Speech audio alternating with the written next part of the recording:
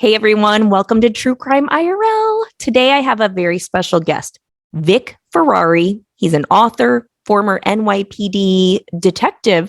He's got a lot of stories to tell. So welcome to the show, Vic. No, I wanted to say thank you, Kelly, and I appreciate you having me on your show. Absolutely. Did I pronounce your last name right? Is it actually Ferrari? Yeah, I like the car. Like, is that your real name or is that your pen name?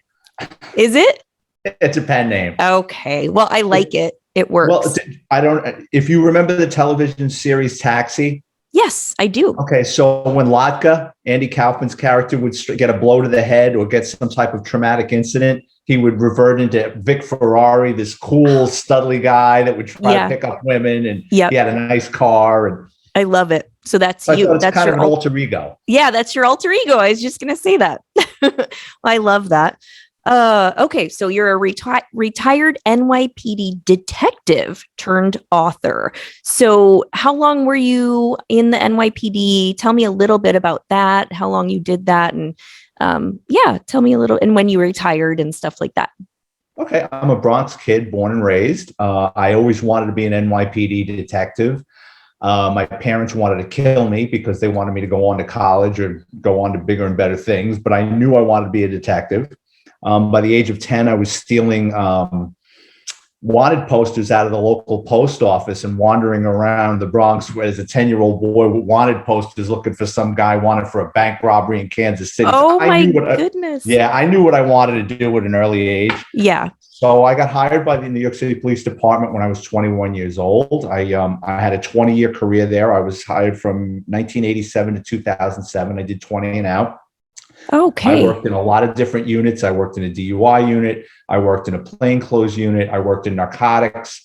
But my last 10 years, I was a detective assigned to the auto crime division. So we investigated organized rings that were involved in auto theft, chop shops, exporting stolen vehicles out of the country, mafia.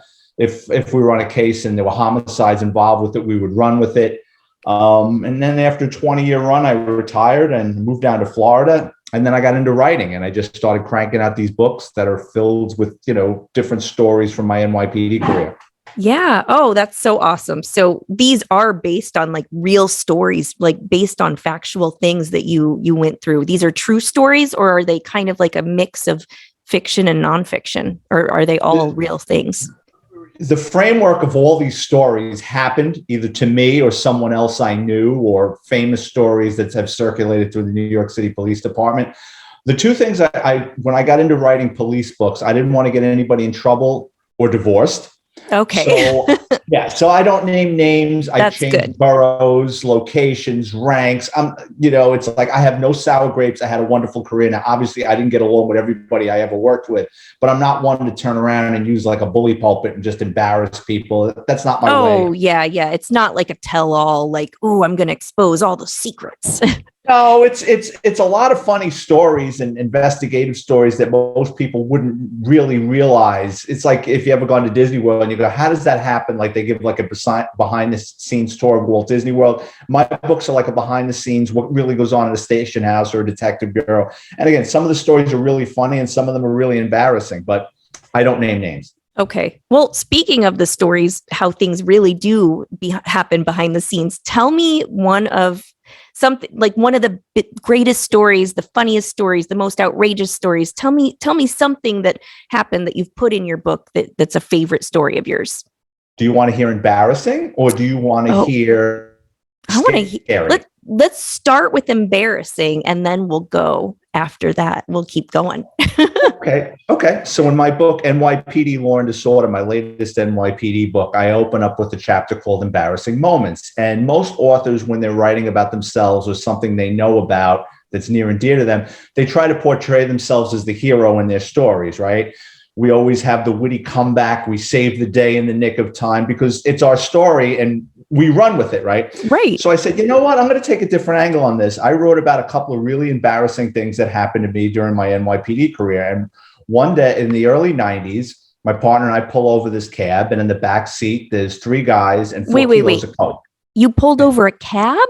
Yeah. Why? Were they like driving crazy or something? I didn't know that cabs even like really got pulled over. What were they doing wrong Oh in the yeah, New beginning? York City. Well, in New York City, they have what's called gypsy cabs, and usually Okay. gypsy cabs are just a four-door car operated by someone that sometimes they have a driver's license, sometimes they don't. They hang around the Gotcha. bus. They hang around the bus stop or Gotcha. subway stations. It's like a dollar cab. Okay. Okay. You If, never know if what you're getting into with cabs like that. So, Right, and yeah. if memory serves me correctly, as the cab drove by, one of the guys from the back seat was hanging over the front seat, like with his head really close to the driver. And we had a Gotcha. series of cab robberies, so we figured, well, let's check this out. Yeah. We go And to you pull the cab found something. over, yeah, and we go to pull the cab over. Now the cab takes off and starts blowing lights. So we finally pull it over, and there's three guys in the back seat with 4 kilos, and they're passing the bag around like hot potato. The bag Oh, rips. 4 kilos of coke. So we pull the three guys out. We place them under arrest. I go into the station house, and I mean, for a cop in uniform to come, to get 4 kilos of coke on a car stop is kind of unheard of. So I'm parading around. It's like I won the Stanley Cup. I'm taking photos with this. Everybody's coming over. I mean, I'm on top of the world. how I'm much going is places. 4 kilos? Like as far as size, like use your But hands. What would Well, a that be? kilo of coke, it's a brick. It's about two. Oh, It's 2.5 pounds of cocaine. wow. That's a lot of cocaine. Yeah.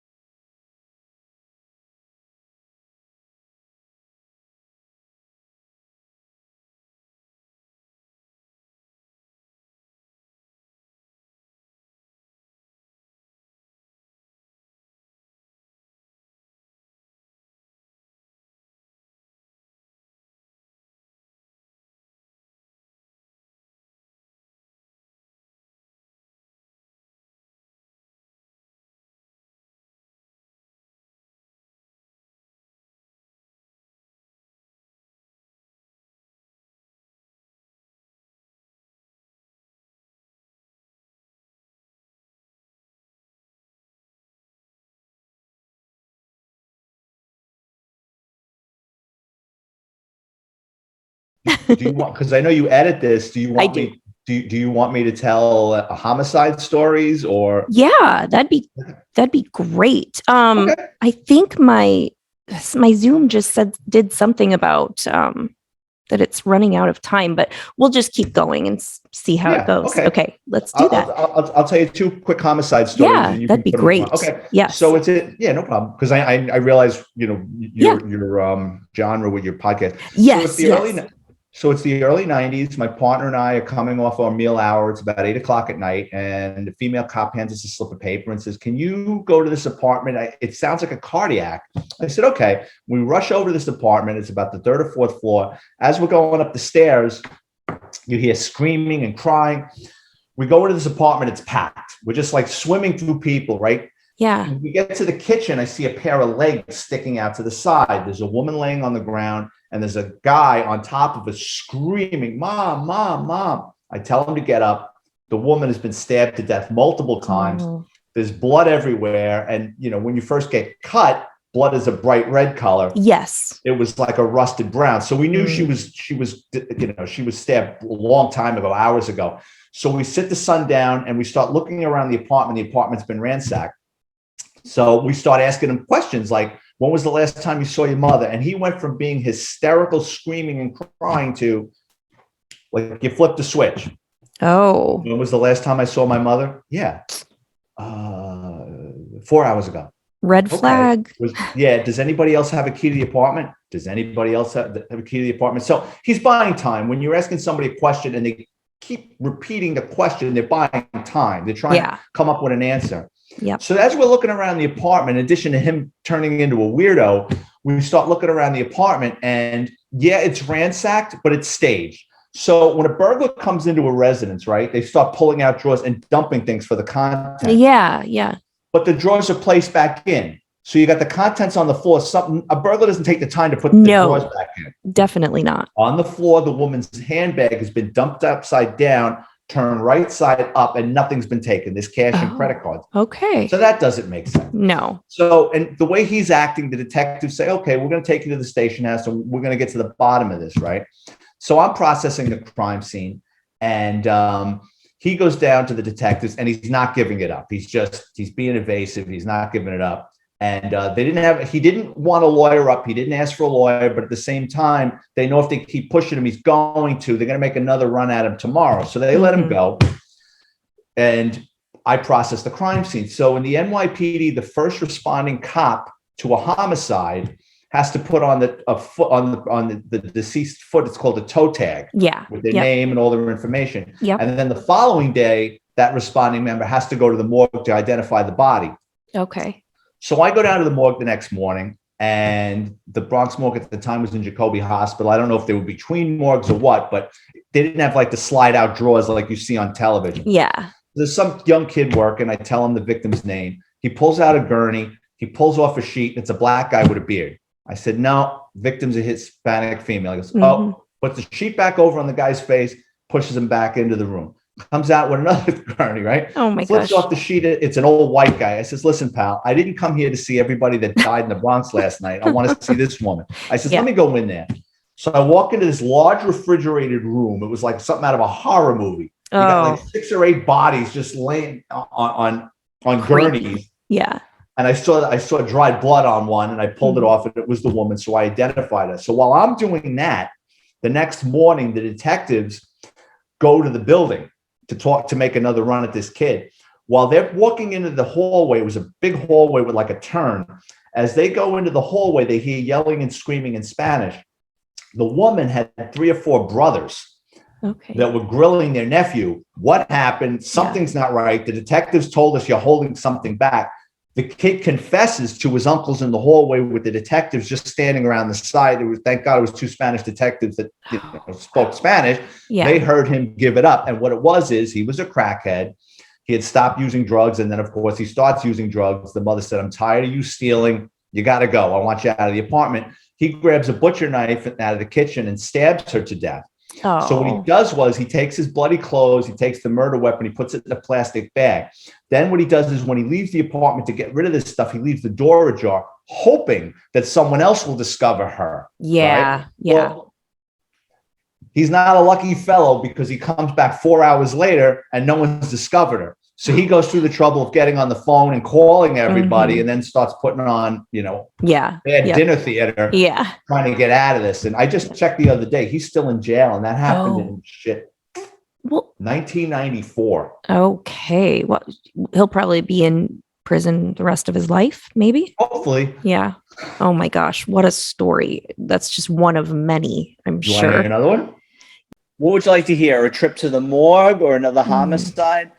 I want to hear something terrifying. Okay. Gotcha. Are you ready? I'm ready. Okay.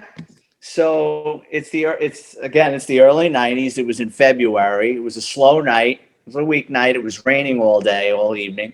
About 9 o'clock at night, radio's dead, and it comes over that there's a so the closest radio car starts rolling over there, and then the 911 dispatcher goes, I'm getting multiple calls there. So that's everybody in the building is calling up on this. So another car starts rolling, and my partner and I, we weren't doing anything. We just, let's be the third wheel. So we start rolling.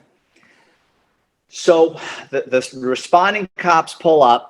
They get out of their radio car, and they can hear screaming coming out of this third-story window. Oh.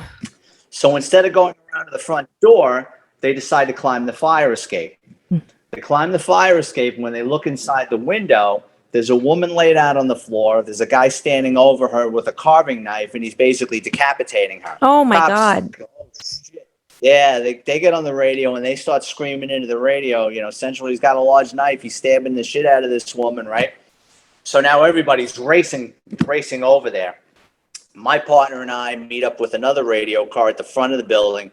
We jump out. As we're getting out of the car, we hear about 6 or 7 shots go off. So we're putting over the radio, shots fired. We go up the stairs. We're pounding on the door. And these 2 cops are now inside the apartment. They came in through the window, and they're yelling to us, don't shoot. We're in the apartment. It's cool. Don't shoot. Because they're afraid, they're going to get friendly fire. Yeah. So they opened the door, and it was like something out of a Stephen King movie. Laid out on the floor is this poor woman. The only thing holding her head to her body was her spine. Like basically her whole neck was gone. Wow. She had a hole inside in her forehead, and her eyes and mouth, like the last breath or expression on her face was just terror. Oh my gosh. What it was is she was living with this guy. I don't know what happened, but he lost his mind. And basically, first he started with a hammer, and he broke everything in that apartment, the toilet, the sink, the mirrors, the walls. There wasn't one thing in that apartment, in addition to her, that wasn't broken. That's he put a hole in her head with the hammer, and then he was trying to decapitate her. Well, while that was going on, the fire escape banging on the window. He turns around and goes, oh, you want some of this? Gets off of her with the carving knife, comes over to the window, throws open the window, and now he starts lunging out the window with the carving knife. And back then we had the 38 caliber revolvers. They unload into him. He goes falling back into the apartment, and when he falls down, the carving knife, when in his hand hits the tile floor, goes spinning into the kitchen. And remember when I told you earlier about cops are more afraid of getting in trouble than killed? My friend that shot the guy goes, the only thing that was going through my mind is they're going to find that knife in the kitchen and think that we shot an unarmed man. I go, dude, you're not thinking straight. He just decapitated somebody. Yeah. You're good. Yeah. So when we were in the hospital about a close call, my friend found out later when the guy lunged out the window with the carving knife, he was wearing my friend, the cop, was wearing a baggy pair of pants. The carving knife went right through his pants.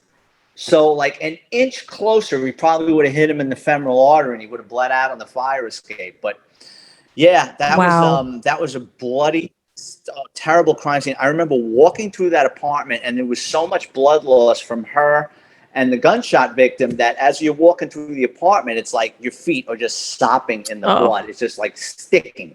It's sticky. Wow. Like I remember even like walking out of the apartment, it was like you were just like it was like you were in a glue trap. In the early 90s. Crazy. A long time ago. Well, that was a bad crime scene. That's awful. So is it hard to sleep at night when you see this stuff, or do you become desensitized? I know I would probably, I mean, after a while, it's kind of like I it doesn't, think nothing you become shocks you. desensitized, but nothing shocks me. I mean, by the time I retired, I mean, I had seen everything, and if you're going to be successful in that line of work, you have to things. You can't take things home to your friends and family. You know what I mean? It's you have to compartmentalize these things. There's work, there's home. That's tough. and no cop worth his salt thinks that anything bad is going to happen to them, because if you start thinking like that, you're not going to be effective. You're not going to be able to get into car chases. No. You're not going to be able to chase people because you hesitate. Like I always like to tell the story. Like by the time 9/11 happened, I had 13 or 14 years in. So as bad as that was, I've never had nightmares about it or anything, because I had seen so much by the time that happened that I learned to compartmentalize. But I guess to answer your question, no, I've never things. You say that one more time. You broke up a little bit. You've never what? Oh, I'm sorry. No. To answer your question earlier, I've never had nightmares about seeing these terrible things that happened throughout my career. That's good. Man, you've got some stories. And if my listeners want to hear more stories, they need to read your books, because they are full of not only comedy, but some crazy true crime stories too. Some scary stuff. You'll laugh, you'll cry, a little bit of everything maybe. So Vic Ferrari, you can find his books on Amazon.